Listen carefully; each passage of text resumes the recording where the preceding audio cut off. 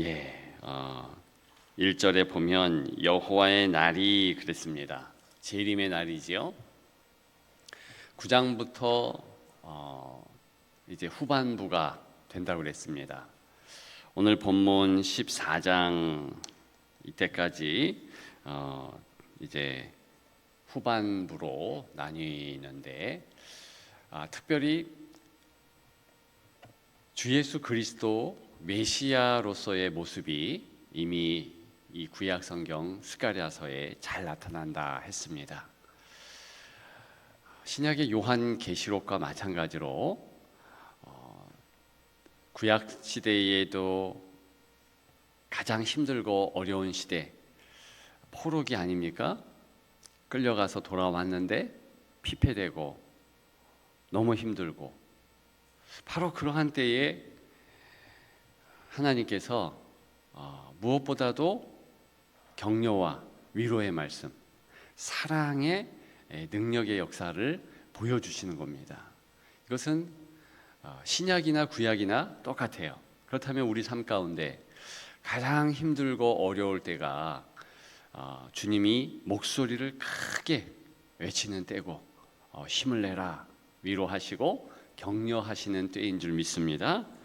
그런데 이제 드디어 14장 우리가 오늘 본문을 쭉 보게 되면 재림의 이유, 왜 주님께서 다시 오시는지 그것을 밝히 말씀해 주고 있습니다. 너무 중요하기에 우리가 좀 집중해서 생각해 보기를 소망하는데요. 9절 다 같이 읽습니다. 여호와께서 천하의 왕이 되시리니 그 날에는 여호와께서 홀로 한 분이실 것이요 그의 이름이 홀로 하나이실 것이라. 아멘. 자, 여호와께서 천하의 왕이 되시리라. 지금 이 땅에는 여러 왕들이 있어요. 왕이라는 것은 다른 것이 아니라 패권을 차지하는 자. 우리 개인적으로도 나름 왕이죠. 내 마음대로 하고 싶은 욕망이 있고요. 그렇게 살아가는 것이 사실 아닙니까? 어제 윌버포스라는 한 위인을 수요 저녁 예배 때 말씀을 드렸어요. 노예 해방을 이제 처음으로 영국 의회에서 발의했고 50년간을 그 일을 위해서 목숨 걸고 투쟁했던 정치사의 전사라 합니다. 근데 그 사람의 이룬 업적과 그 사람 자체에 대해서 저평가된 것이 요즘에 많이 이제 부각을 시켜서 이야기하고 있는데요. 왜 그러냐 하면 우리는 이제 이루어진 시대에 살다 보니까 노예 해방이 얼마나 엄청난 것인지 모르는 겁니다. 우리나라도요, 반 이상이 노예였잖아요. 같은 민족, 같은 옆집, 앞집인데 누구는 노예고 누구는 자유민. 근데 그게 우리 민족뿐만이 아니라 세계사에 아주 뚜렷한 그런 사람의 흔적이라는 것이죠. 누군가를 지배해야 돼요. 누군가는 내가 밟고 일어나는다. 그게 인간의 본성이라는 겁니다. 그러다 보니까 세계 역사는 전쟁의 역사, 강자와 약자 무슨 차이가 있겠습니까? 그 노예제도 비슷한 거예요. 힘이 있으면 약한 자, 약한 민족을 짓밟아야지 이게 직성에 풀리고, 또 그래야지 뭔가 세상의 그 곡식, 재물, 물질 이런 것들을, 이게 희소성이잖아요. 뭔가 한정적이잖아요. 그러니까 그거를 갖고자 한다. 그래서 세계사는 투쟁의 역사라고 그러지 않습니까? 전쟁이 끊임이 없어요. 지금도 그렇고. 그러면 도토리 키재기식의 인간이 왕이 되었다? 그것은 엄청난 혼란이 계속된다는 거예요. 그러니까 하나님께서 창세기 11장에 바벨론의 그 역사, 흩어놓음의 그 역사를 그냥 그래 니네 한번 마음대로 해봐. 또 사무엘상에 보게 되면 왕을 원하는데 내가 왕인데 너희들이 그렇구나. 그래? 그럼 한번 해봐. 그게 무슨 말입니까? 너희들 욕망대로 한번 해봐. 그랬더니 이런 사단이 나는 거예요. 막 엄청나게 힘든 겁니다. 누가복음 15장에 탕자가 아버지에게 와서 내게 있는 유산 다 주십시오. 나가겠습니다. 그래? 한번 해봐. 그거 자체가 심판이잖아요. 나가서 얼마나 힘듭니까? 저는 요즘에 좀 걱정스러운 게 있어요. 혹시 이제 결혼할 자녀들이 있다면 한번 생각해 보십시오. 요즘에 자기들끼리 이제 사회자를 세우고 주례자 없이 이렇게 하는 게 유행입니다. 믿는 자 안 믿는 자, 신앙이 있는 아이 없는 아이 할 것 없이 다 그렇게 해요. 그게 문화래요. 제가 한편으로는 굉장히 걱정스럽습니다. 왜냐하면 결혼마저도 장난처럼 해. 그러니까 결혼이 장난이에요. 이혼이 너무 쉬워요. 합의해서 서로가 말 안 들으면 그냥 헤어질 수 있는 거죠. 요즘에는 그래서 아예 재정도 남편, 아내 각자 돈 버니까 따로따로 쓴다네요. 그래서 합의해서 친정에 얼마 보내면 시댁에도 얼마 보내고. 여러분 근데 이게 합리적으로 들리죠. 근데 사실은 굉장한 맹점이 있습니다. 왜? 서로가 왕이 되는 거예요. 이게 근본이 그겁니다. 이게 이제 본성인데 성경에 보면 아담과 하와가 하나님의 저주를 받는 모습이요. 남자는 여자를 원하고, 아내는 남편을 원하고, 그때 원한다는 뜻이요. 머리 위에 있는다는 뜻입니다. 내 마음대로 할 수 있는 남편을 원한다는 뜻이에요. 그러면 남편은 아내를 다스리고 싶어 하죠. 피장파장이에요. 이게 서로가 왕 되는 거거든요. 가정에서 지금은 가장이 없습니다. 요즘에 아이를 대학 보내고 또 가장 좋은 결과를 내려면 아빠는 그냥 돈만 벌어오면 된대요. 절대로 입을 뻥끗하면 안 된대요. 자녀 교육에 있어서 엄마한테 다 맡겨야 된대요. 이런 게 어디에 있습니까? 근데 그래야지 된대네요. 이게 문화예요. 그래서 헬리콥터 막 이거 해가지고 자녀를 그렇게 할 때 남편은 그래. 그래서 그냥 주머니만 이렇게. 그래서 아주 공공연하게 시댁이 부자여야 되고 또 시댁 할아버지 할머니가 돈만 주고 절대로 타치하면 안 된대요. 이게 지금 이제 서울이나 이렇게 소위 잘 나가는 그런 동네의 문화라고 하네요. 제가 뭘 말씀을 드리고 싶으냐면 이게 지금 사람이요 하고 싶은 대로 마음대로 하다 보니까 가정도 그렇게 가정을 꾸리다 보면 나중에 문제가 생기면 중재자가 시부모가 됐든 장인어른이 됐든 누군가는 중재를 해야 되는데 이 중재를 못해요. 진짜입니다. 이게 심각해요. 옛날에는 목사에게 달려와서 청년부 목사가 됐든 담임 목사가 달려와서 이렇게 좀 의논이나 하고 기도 부탁이나 하지 지금 그게 아예 없습니다. 저는 이게 너무 큰 문제라고 생각해요. 그러면 가정에 문제가 생기고 교회가 문제가 생기고 이러면 누군가 중재를 해야 되는데 욥기 9장 33절에 보게 되면 욥이 그런 말을 했어요. 중재자가 없다. 그래서 욥이 나중에는 이제 중재자가 생기고 그 하나님 아버지의 권한을 그대로 올려드려서 그런 고백을 하거든요.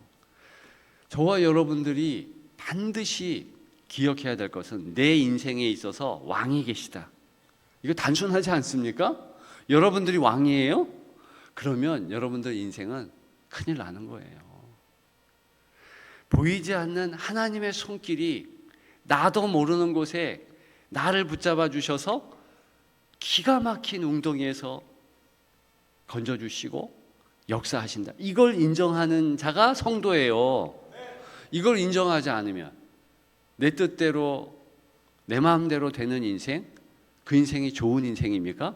한번 경험해 보세요. 다 반드시 망해요. 저는요 너무 감사한 게 제 뜻대로 인생이 흘러오지 않은 거, 너무 감사해요. 성도도요 자기 뜻 자기 마음대로 그렇게 놔뒀다면 어떻게 될까요? 완전 망해요. 탕자가 그래도 안 되었으니까 아버지께 돌아와서 후반기 인생이라도 살죠.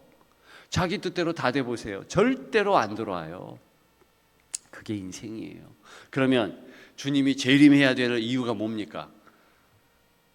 한편으로는 인생이요 자기 뜻대로 살려고 하니까 뜻대로 살아보세요. 전쟁뿐이라니까요. 하여간 힘이 있으면 자기 휘하에 다스리고 막 이러면서 망가뜨리고, 이게 인생이라니까요. 그러니까 하나님의 통치하심이 완전히 이루어지는 것이 사실 이 땅을 위해서 귀한 일입니다. 자, 다시 한번 9절 봐보세요. 한번 이거 꼭 외우시면 좋겠습니다. 여호와께서 천하의 왕이 되시리니 그날에는 여호와께서 홀로 한 분이실 것이요 그의 이름이 홀로 하나이실 것이라. 아멘. 여러분 삶 가운데 하나님이 왕이심을 믿습니까? 그러면 여러분들의 삶은 이미 하나님 나라가 이루어진 거예요. 주 예수 그리스도의 통치가 있다는 것은 무엇입니까? 이 땅에서도 하나님 나라, 하나님의 은혜가 내 삶 가운데 있다는 것이죠. 제가 어저께 아침에 이런 말씀을 이 시간에 드렸지 않습니까? 하나님의 기쁨의 역사, 초막절의 은혜. 그 초막절은 기쁨의 절기예요. 하나님이 내 삶을 인도해 주시는 것을 아예 선포하는 거예요. 그래서 기쁨이 가득했으면 좋겠다. 기쁨이 가득할 것이다. 우리가 그렇게 믿고 하루 살자. 놀라운 것은요, 제가 어제 밤까지도 너무 좋은 거예요. 어제 밤에 낮에요 알지도 못하는 그 기쁨의 점심 식사를 하고요. 이게 이제 작은 저의 간증이에요. 그리고 밤까지도 너무 기쁜 거예요. 아마도 이게 하나님의 통치요. 맡기면 그렇게 인생을 하나님이 바꾸어 가신다라는 것을, 작은 일하지만 그것을 말하도록 하나님이 그렇게 만드시나 보다. 이걸 아침에 또 깨달아서 여러분들에게 작은 간증을 나누는 겁니다. 우리 삶을 내가 원하는 대로가 아니라 하나님께서 인도해 주시고 하나님의 평강, 하나님의 기쁨이 이루어지게 하신다. 그걸 고백하면은요, 믿음으로 그렇게 하나님의 역사 이루어짐을 보게 됩니다. 여러분이 그렇게 살아야 되는 거 아닙니까? 기왕 주님의 재림을 기대하면서 살아가는 성도라면 이미 우리 삶 가운데 하나님의 통치가 이루어지고 주 예수 그리스도께서 임재하셔서 그것을 내 삶 가운데 보여주신다. 이걸 인정하면서 살아가야죠. 그렇죠? 그러면 이제 스가랴서는 굉장히 쉽습니다. 스가랴서 14장 1절에 여호와의 날 그랬는데 이게 강조되는 거예요. 여호와의 날, 그날 어떤 날입니까? 온전한 하나님의 통치가 이루어지는 날. 재림은 그런 거라면 이미 우리는 재림을 기대하지만 이미 재림하신 것 같은 날들을 살아나는 거예요. 우리가 보복하면 되니까. 하나님의 통치가 내게 이루어지니까. 그죠? 그래서 오늘 한 날도 주님 앞에 온전히 맡기고 시작하십시오. 얼마나 쉬워요. 내 인생 하나님께 맡기고 내 한 날을 하나님께 의탁하면 편하지 않겠습니까? 여러분들의 자녀의 삶도 맡기세요. 자녀 때문에 너무 힘들지 마세요. 아, 그래, 내 자녀 내 마음대로 못하는 것은 이유가 있다. 하나님께서 주인 되시려고 하는 거예요. 그러면 기도하고 뚝 뛰어 걱정도 뚝 뛰어서 하나님이 하시지 뭐. 그러면 괜찮습니다. 여러분들의 건강도 여러분들의 건강 이전에 하나님 자녀의 건강 아닙니까? 그럼 뚝 뛰어서 걱정도 뚝 뛰어서 하나님께. 여러분들의 부모도 마찬가지입니다. 여러분들이 걱정하는 만큼 하나님이 걱정하시는 하나님의 자녀일 뿐이에요. 그러면 아무것도 염려함 없이 맡겨요. 연약한 그 모습도 하나님이 이끄시는 모습이에요. 인간이 그런 어려움을 통하여서 성숙성장하게 시키겠다는 게 하나님의 뜻 아닙니까? 고난이요, 사람만 변화시키는 것이 아니고 환경도 변화시키고 모든 것을 다 바꿔주죠. 그리스도의 고난을 통하여서 이 땅은 이미 바뀌었어요. 하나님의 통치가 여러분들에게 있는 겁니다. 그것을 기억하시면서 내가 오늘 살아가면서 내 가정, 내 자녀, 내가 관여하는 모든 것이 내가 왕이 아니라 그리스도께서 왕이시다. 그것을 꼭 선언하시고 하나님의 통치 안에서 하나님이 어떻게 이루어 가시는 하루인가, 그것을 면밀히 믿음의 눈으로 보시고 하나님의 기쁨으로 승리하시는 오늘 한 날이 되기를 주님의 이름으로 축복합니다. 축복합니다.